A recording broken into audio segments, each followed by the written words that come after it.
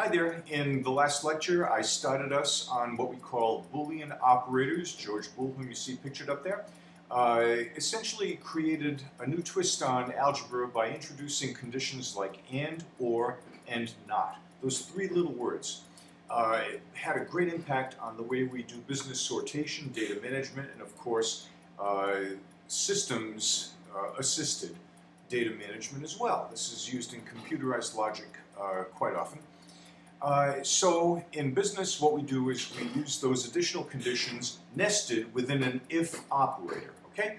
The if statement, as I reviewed with you in the last lecture, says, perform this test. If the test is true, do this. If the test is not true, do something else. So you have three arguments inside that if command. So by putting and or nested inside of that if statement, you can apply more tests. And means both have to be true to do the first directive, let's call it, and if not, to do the second one. Okay, or is a little different because either one of the two conditions, not both of them, can be true, and the true condition will exist. Okay, so I did demonstrate that for you yesterday, excuse me. The last one I'll show you is not. Okay, now please remember, I'm in the formula ribbon, as you see way up top here. I can get my formula builder to help me out by clicking on logical, these are logical operators, and clicking on not, okay? And as you can see in this little description over here, the not statement changes false to true or true to false. It does the opposite. Okay, so let me demonstrate that for you in plain English. I'm going to close my formula builder here, and I'll type my information in freehand. Now what I'm going to say is, I don't want Valley. Okay, so I'm going to search those last three records, and if it finds anything other than Valley, it should say true, or if it finds Valley, it should say false. Okay, so I'm going to say not, that's my customer name, I'm just going to worry about customer name for now, okay, equal to Valley. I don't want any valleys. Okay, now Ridgeway is not equal to Valley, so it came back and it said true. I can replicate that down for my other two statements, and you can see that when it does see Valley, it says false, because I don't want it. Okay, now I can get a little fancier. Let's try nesting, okay? And I'll show you why this not statement can be important to us in sorting data. Now bear with me, I'm going to do some double nesting, okay? So I'm going to start off with an if statement, just like we've been doing if. Now remember, you've got to have complete parens. Every open parens, no matter how many you use, has to have a closed parens to conclude that aspect of the sentence. So I'm going to start by testing two conditions. And I want, let's go way up to E169. I think that'll be good enough. Okay, so I'm going to say if and C155. Okay, now let's say C169. I'll just keep it to a couple of records here. Okay, that's C169. All right. Let me put my E in there first. Okay, bear with me. Trying to keep this as clear and simple as possible. So let me get a fresh start on that. Okay, equal sign, if, and I'm going to give it an and test two conditions. First of all, I'm only going to want to look for my invoices that are greater than 5,000. Okay, so let's go look for E169 to be greater than, what did I say, 5,000? That sounds good.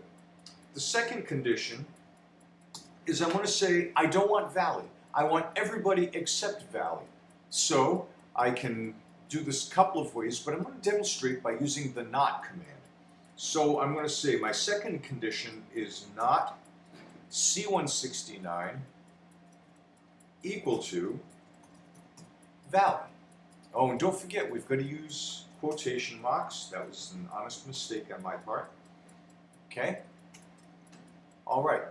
So my and statement is complete. Now my not statement is complete. I've got an open and closed parens. My condition is I don't want valley in my C column. And I also want to make sure that my invoice amount is greater than 5,000. I've got a set of parens to conclude my not statement. I have to have one to conclude my and statement. You see why we call this nesting? Okay. Very good. So my and statement is complete. My whole test, remember the 3 arguments of an if statement. The first one is the test. I've completed my test. The other 2 arguments are what to do if it's true, and then what to do if it's not true. So I'm going to say if the test passes, I want you to say yeah. Otherwise, I want you to say no way. What do I need? I need a closed parens. Count them, friends. 1, 2, 3 open parens, 1, 2, 3 closed parens. Now, unless I mess the syntax up, let's see what happens. And let's replicate that for all 3 of those cells that I'm testing. Okay, let's see what happens. Now, in the case of Ridgeway, it tested for 2 conditions. Is my invoice value greater than 5,000? The answer is yes, it is. Second condition, is my customer name not valid? The answer is yes. So therefore, in that and statement, with both conditions being satisfied, both conditions being true, it returned a yeah value. Now what about here? Well, I don't want valid. By saying not valid, it's going to reject those 2 records because the customer name is valid. Okay, just for fun, let me try taking that first statement and let's try turning, instead of value, let's type in Ridgeway. Okay, and see what happens. All right, now remember, I've got to replicate that because I have not changed the second 2 of those 3.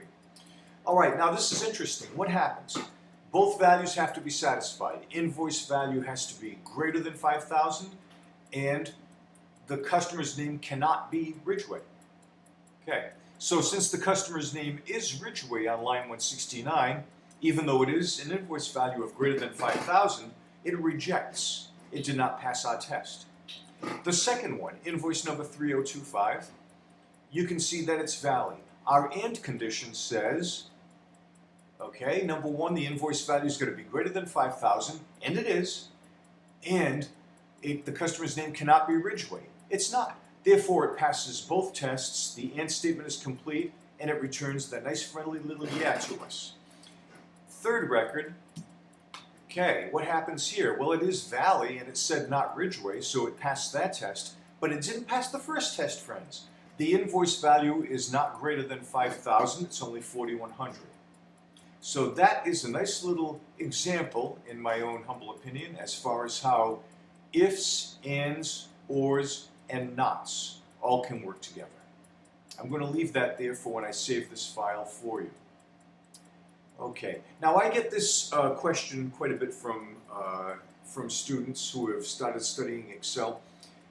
They go to print something, and I'm not going to print this. I'm not going to hold you responsible for printing because, like my colleagues at the college, I try to be as green as possible and I don't want to waste any paper. But I do want to show you roughly how printing is done. So let's say I just want to print what's right there that I just highlighted for you. The very first thing that you need to do is set the print area. You can't just print, or else what Excel is going to do is apply its own rules about how it thinks the printing should look. I don't want Excel telling me that. If I have to do a hard copy, I want to set my own rules. So the first thing you do is set the print area. Come back here to Home. Insert, here it is, Page Layout, in the green bar. Page Layout, I click on that. There are a couple of ways you can find your print area. Here's the easiest one. Come on over here to the 6th little icon in the ribbon. It says Print Area. I click it, I left click Set Print Area, and my print area has now been set. Okay? All right, very good. Now if you look really, really close, you can see little dotted lines from B154 all the way down to E171. That is the print area. Now, I don't want that in 4 pages. How do I know it's going to give me 4 pages? The dotted lines. If you look closely, the first set of dotted lines surrounds those cells. The second set surrounds those. Look really close and you'll see it. I don't know if you can see it on my screen here, but when you look at my spreadsheet, when you download my spreadsheet and look at it, you will see dotted lines. I will leave those lines there when I post this, don't worry. That's my third page, that's my fourth page. So Excel thinks it's going to take 4 different pages to give me all that. Number one, I'm killing trees. I don't like that. Number two, I want to put this in a nice report from my boss, and she doesn't want 4 pages. I want to shrink the size so I can squeeze it all onto 1 page. So right now, selecting Excel's opinion, for lack of a better word, about what it thinks I want for print size is no good. So if I want to change that, how do I do it, friends? Well, another way that you can change the print area is by coming over here and clicking on File. See where it says Print Area? You can set it there as well. But now what I'm going to do is I'm going to click on Print. Now it's not going to print, don't worry. I don't even have my printer on. So I'm going to left click on the word Print. Now once again you can see page 1 of 4. Excel thinks it's going to put this on 4 pages for me. And that, if you make that a full letter size piece of paper, is going to be all that you get. Now that's no report, that's a mess really, and it will kill trees as I said before. So I'm going to change that in a moment. I want this all on 1 page. Alright. Secondly, I don't usually use color when I print. I've had bad luck with color printers, to be honest, and the color cartridges can be expensive. I found that a black and white printer is more than ample for all of my needs, unless you're doing something in art or graphic arts, drawing, something like that, doing hard copies of photographs. I prefer black for business purposes. So I usually come up here. The first line in this little window I'm getting that's entitled Print says HP PhotoSmart C4700. That's the name of the printer I have defaulted over to this computer. I can change that if I have the option of several printers, as you might have at Dean. You might have access to a regular printer in your department's office location. You might have one in your room. You might want to use your roommate's printer. You might have several printers to choose from. I'm defaulting to my C4700 HP. Second line presets, again, I stick with fast draft. I can use high quality, plain paper. I can use color. I stick with fast draft, black and white, cheap, minimal ink consumption. I can select the number of copies. If I want one for my boss and one for my dean, one for the vice president, I can put 3 or 4 copies there rather than going in and finding a Xerox machine. I can select all pages, or I can select the number of pages from 1 to 3, 1 to 2, 2 to 4.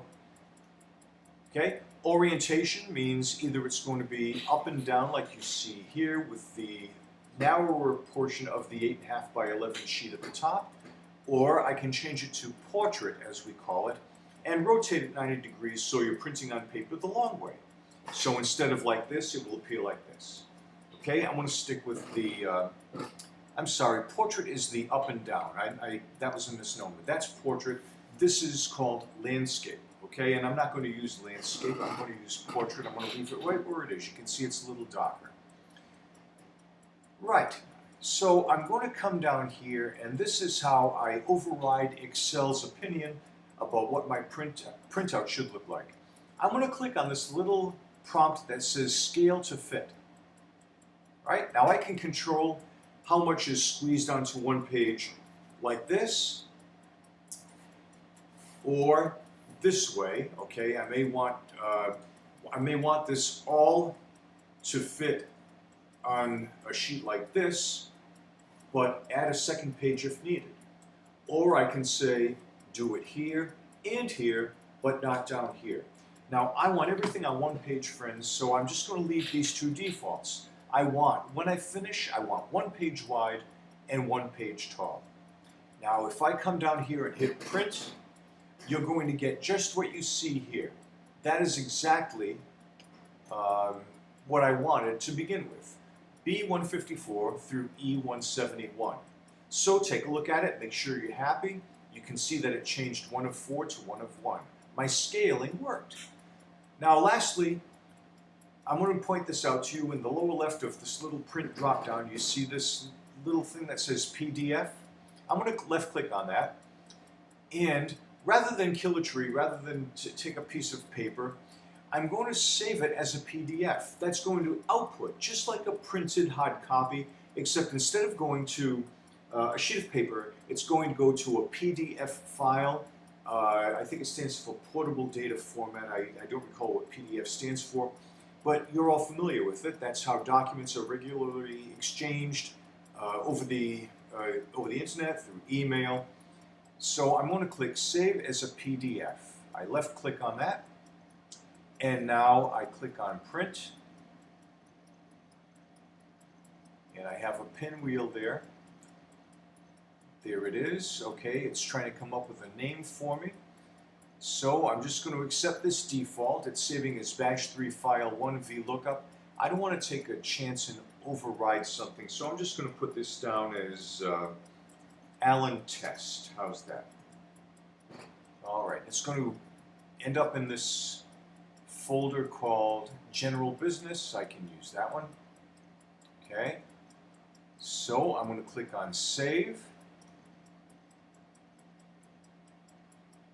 Okay, and it's that easy. Now, if you have done this, if you've followed along and used a similar file, if you've placed this in one of your directories, go over to that directory. In this case, I know that it's in my General Business file, and it's called Alan's Test. Hey, there it is right there, Alan Test. I'm going to double-click that, ladies and gentlemen, and that is my one-page hard copy that I would have gotten off my printer. This instead, however, I've saved it as a PDF. It looks exactly like I wanted it to look, and now I can attach that to an email, send it to my boss, and stay nice and green while getting her what she needs.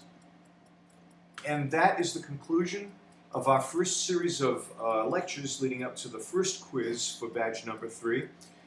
Again, I'm not going to test you on printing, but I would like you to remember all those little tricks that I just showed you. I am going to test you, however, on the use of VLOOKUP and conditional logic, all of which is up here as I demonstrated for you. And I'm also going to throw in the sum product function for weighted averages. So that's the material you can expect to be quizzed on in the next posting. I'm going to post this. I'm going to post my updated Excel sheet, and I believe that's going to be 4 videos for you. Let me double check that number very quickly. 4 videos under badging. Number 3. Yes, this will be my 5th file. It will be my 4th video. That should be everything you need, and then I'm going to start getting into our next topics.